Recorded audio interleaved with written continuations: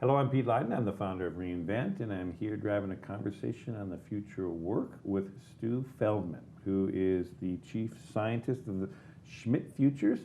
And he is a longtime technologist, was going back to Bell Labs, IBM, and most recently as Google as a vice president of engineering. Great to have you here in Thank conversation. You, Peter. So one of the things we're tapping into the various people from different perspectives is where we are right now in terms of the evolution of the suite of technologies we've been enjoying here recently, but also running into some looming kind of issues, the evolution of the global economy.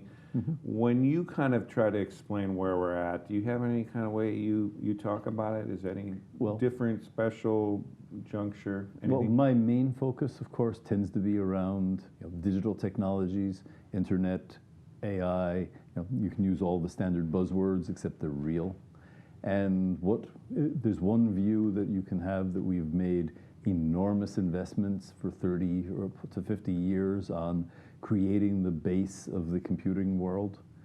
And now we're in the process of reaping the whirlwind.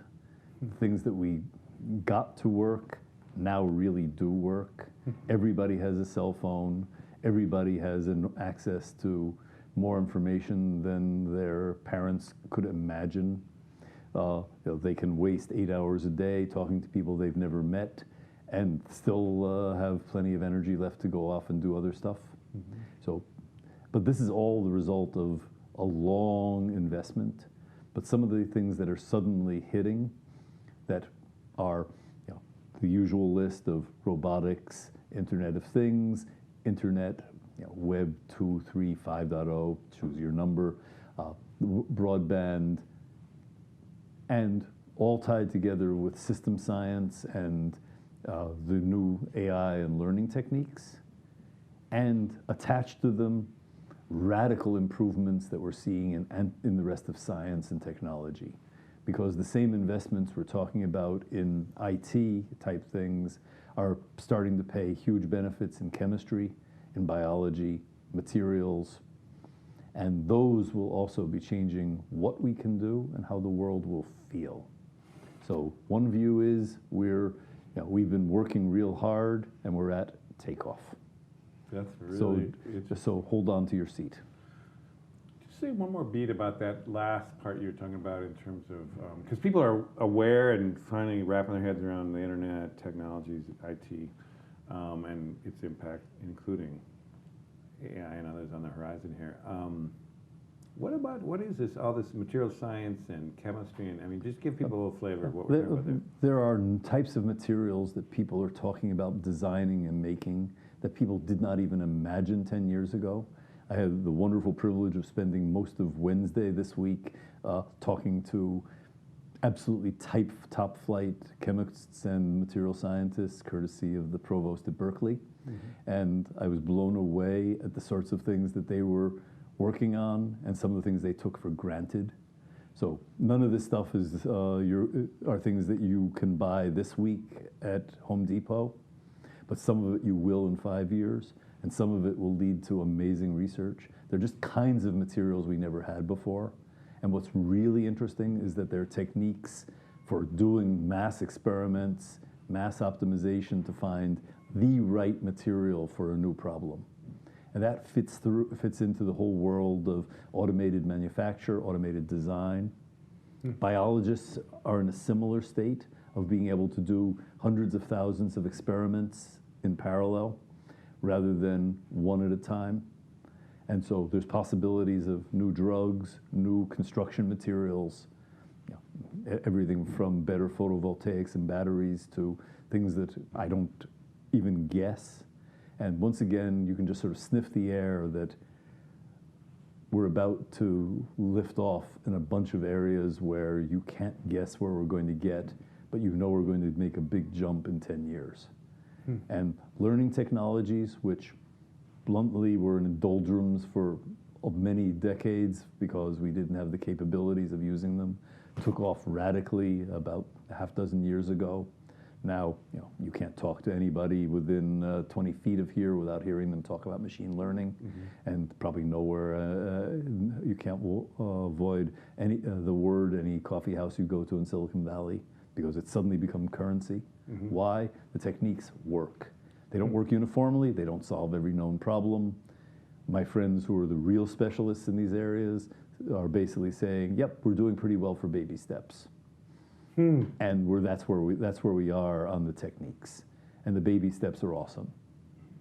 So you, and this is coming from someone who, the story Bell Labs, you know, in American history, a huge kind of place of a lot of fundamental tech breakthroughs. IBM, kind of commanding heights of the tech world, and then Google also most recently. Even you're kind of saying this is a different animal, and it's something. Yeah, I've ridden this horse from quite an early period. Oh, sorry, just as a random credentials, I'm probably Unix guy number 7. I've wrote a couple pieces of software that all of your programmer friends have used. I've helped manage some of the great stuff that IBM Research and Google have done. And acceleration continues, and it's going to be real interesting. The problem is exponential change is faster than society, which is linear. Well, and that's kind of where we're at. And this group here that's gathered here today is a lot of thinking through the impact on society and policy and what do we do about this. So what about that? So setting aside the technological developments, which you know we could go much more deeper into. What are the things that concern you most right now about the strains this might put on society or the challenges we're facing as society? Well, let me begin unusually by the upside. Many of the things we're talking about, you get to do, you get better products, you get better services, either because the new materials, the new drugs are simply better. Google search gets you a lot better results than going to your town library, and in reality, it gets you better results than if you ever went to the Library of Congress. So we have better services. Everybody talks about self-driving cars and their long-term advantages. That's a long-term bet because of regulation for general purposes. Even those are going to be existing in the short run because they're safer and fundamentally cheaper if they don't actually have a person tied up. So the possibilities for getting things we want are wonderful. The difficulty is change is hard for everybody, and there's an old rule that all change is bad even when it's good. And we're going to be continuing in the middle of this. It's not that automation is new. Read the "automation is going to kill us all" articles from the 1950s about automation is going to close all the auto factories. You can go back to the 1800s on similar. So the storyline is constant, but here we're at the next big shift. This shift has the opportunity of affecting a broader swath of what we do as people in the workers, people in the economy, and it affects people with a higher cognitive role in society rather than mechanical. But the mechanical parts are going to get affected also. So the good news is we'll get better products, we'll get better services, as I suggested, but there will be a very different way that people help provide any part of them. Some parts people will have no good role in because the machine is simply able to do certain things that are reasonably well defined better than you can. Then again, my food processor does a much better job than I do of making a puree of onions. So I'm not embarrassed by using it. Okay, fine. Except that's in a case where I'm using the Cuisinart to do something that I wanted done. It didn't replace me. Well, okay, the big fear here is about job replacement, job displacement. There's going to be a lot of this The problem is, I've had this pointed out by several people who study all these problems in the history, including the history of prediction. We are very good at predicting what jobs are going to decline. Yes, there's some famous examples where the predictions are temporarily reversed, but you can tell which things are going to go away. We've never been any good at predicting what the new worthwhile economic activities will be. When you got rid of all those horses, nobody really predicted we were going to have all those car repairmen, and that was going to be a sudden large economic segment, and so forth. And it turns out we're just no good at predicting. So it's easy for somebody to me tell you about all the job displacements, and I can go through long lists of options.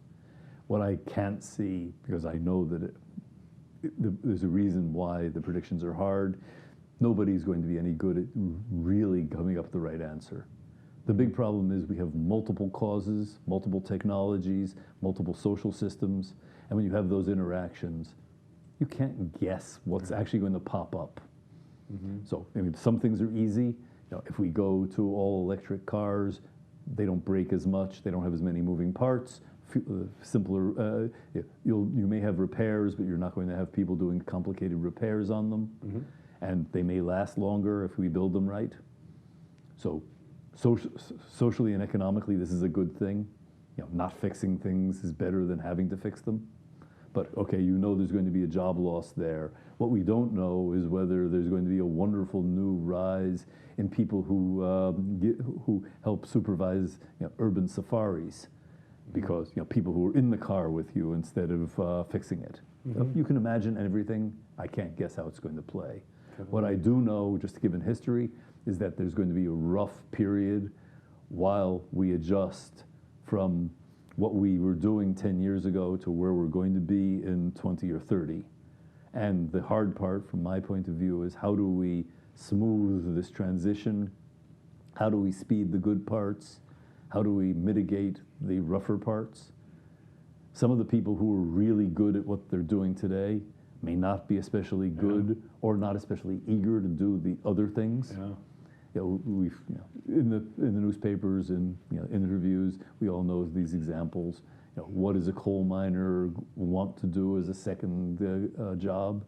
And the problem is, after you've been doing coal mining for 30 years, you haven't had a chance to think about what else you might do. This is not suggesting you're incapable. You've just been tunneled down a particular path. How do we find something that is even more valuable both to you and society? And this is an unsolved problem at this point. So you see all the newspaper stories about what happens when a plant shuts, and what you don't hear about is what happens 20 years later when there's something entirely different going on in the same neighborhood.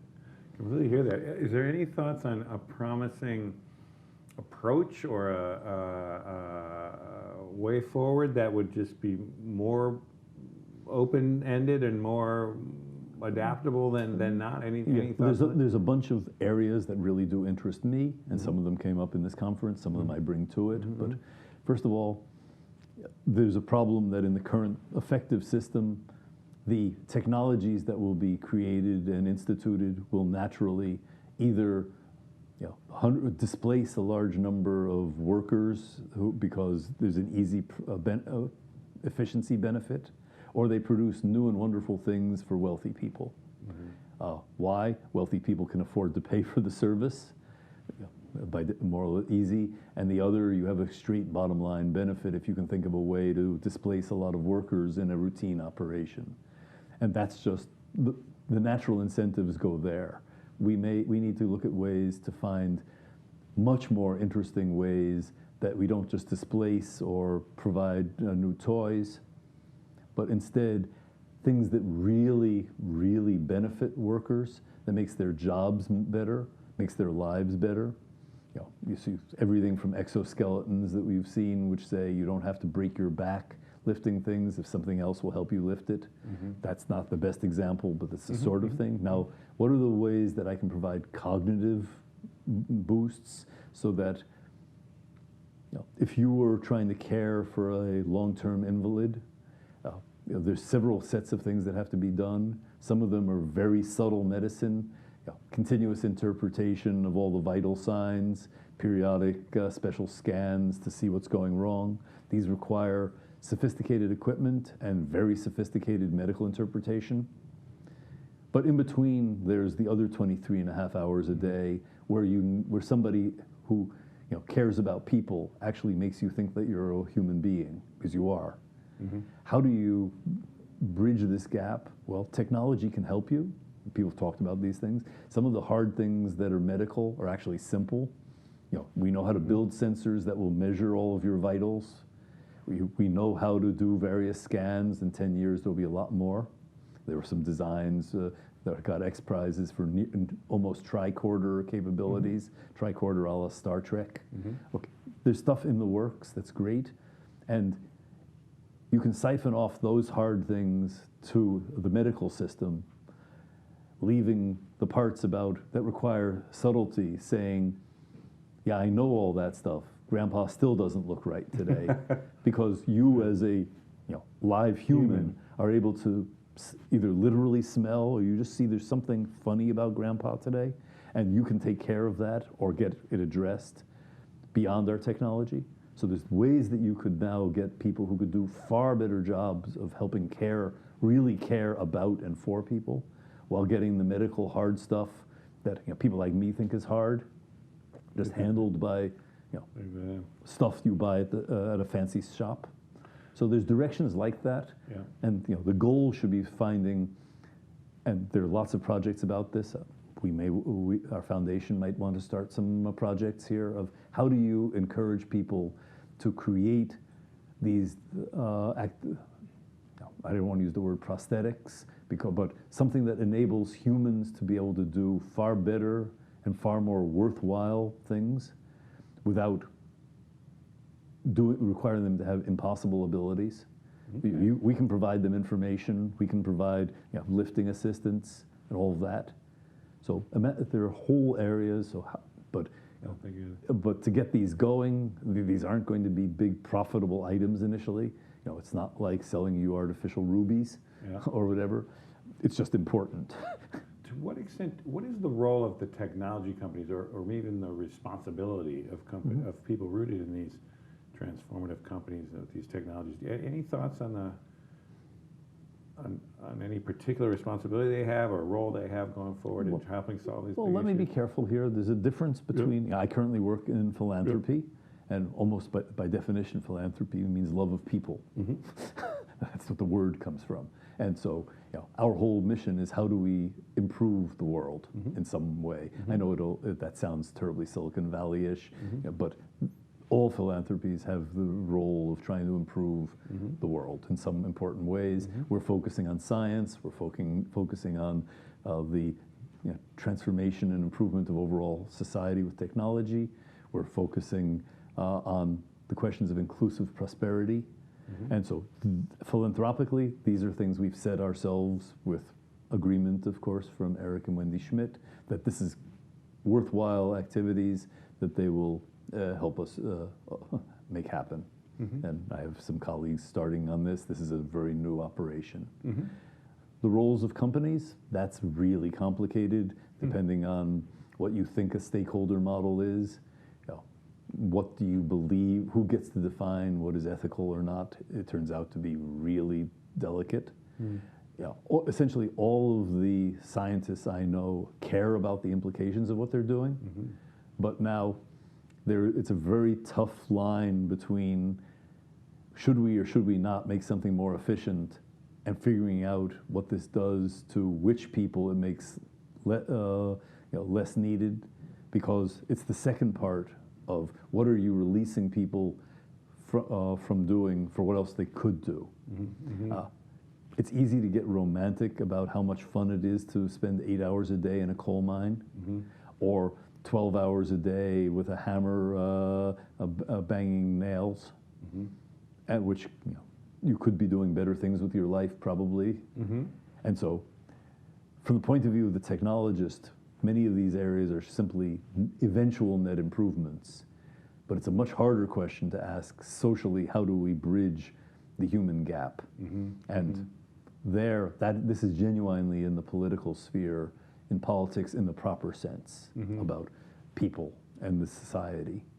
So I'm not saying that technologists don't have responsibilities. There are large, whole new scientific areas about managing security and privacy, understanding the implications of machine learning in the context of biased data.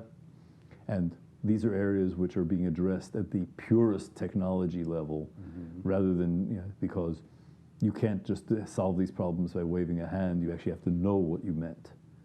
But the fundamental decisions about which technologies have which impact in which countries is actually for the entire society to be guiding.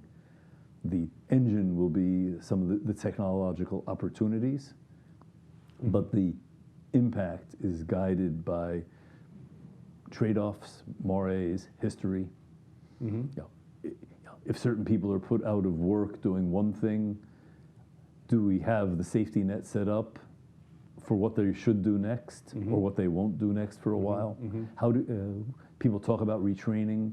The good news is there is a whole set of new training technologies that are happening because of other social issues. We don't use them much because we still run school like when I was in it. But there are lots of opportunities for progress over the decades, and some of them are driven by the same technologies I'm talking about. Being able to measure what students are doing and learning, and one-on-one instead of 25-on-1 means there's options that you didn't have 15 years ago. When you look at the data that comes out of things like Udacity and Coursera, they know what the students are getting wrong and why. These are capabilities that mean that we have the opportunities for certain types of training which are going to be utterly needed as the world changes. Okay, my world has changed. If I look back at my career, I don't think I can say that there's been a 3-year period I've done the same thing. I've switched computer science fields. I've switched into management. I'm suddenly in philanthropy. That's just been, it's been a wonderful ride so far, and I'm enjoying it. The new turn is even more fun. Explicitly doing good instead of just doing good stuff. But that kind of thing is going to people have to be able to handle some levels of change. How do you make it possible so that I was able to learn whole new things because I wanted to? How are you going to make it possible? Well, all right, you've got little pieces, Khan Academy. I went to YouTube like everybody else last week to figure out how you carved a piece of poultry because you only do a big one every so often. And, I assume that YouTube knows how many people watched how to carve a turkey or a duck. Right. Okay. Society is full with new modalities. How do we harness this for benefit? That's actually the implicit topic for much of the conversations because we know change is happening. Simply saying slowing it down will only make life jittery rather than better. On the other hand, some of these changes have to be handled by the society, and the technologists are, we're part of society. Well, I think that's a good way to go. Just one last, just a quick question to end it here is, how confident are you that this is going to be this inflection point, this moment you kind of set up there? How confident are you we're going to get through this fine? Not. You're not. No one has ever accused me of being a cockeyed optimist. I'm a techno-optimist, but I'm a social pessimist. The good news about pessimists is that we're often surprised and made happy. So the question here is not assuming we're going to get through it, but what can be done to improve the odds? What can we do to actually get the right answers to come out instead of the wrong ones? And so the question here is not, how is it going to come out, but what are we going to do to improve the chances? And so I've been thinking about some solutions that I think are possible in a techie realm, because I'm a nerd, proud of it, but that's where my thought patterns are. Other people come at questions differently. This meeting we've been at had a meeting of everything from statisticians from the OECD to engineers. And with politicians and political scientists and economists all over. And it's interesting just to see what questions people think. But I'm not making any bets that we're going to do real well. The only bets I can make are what can I and the people around me do to make it well. Well, I think that's a good place to stop, and I sure hope you get surprised and you're pleasantly surprised during the coming weeks. I'm counting on a better solution than the bad ones I can write, because the good one, as I said earlier, what we are no good at is predicting the upside solutions. All we can do is help make them happen. All right. With that, that's good. Well, thanks for being with us. Thank you, Peter. And it's good to be here.